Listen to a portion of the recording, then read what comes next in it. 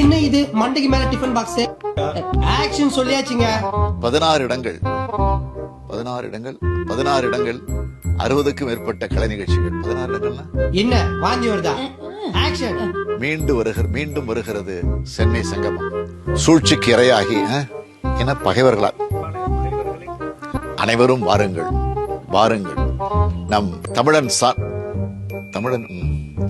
கலைகள் யாவின் கரெக்ட் தானே? கலைகள் கதைகள் சொல்லிட்டேன் கரெக்ட் தானே? நிகழ்வினை தொடங்கி நிகழ்வினை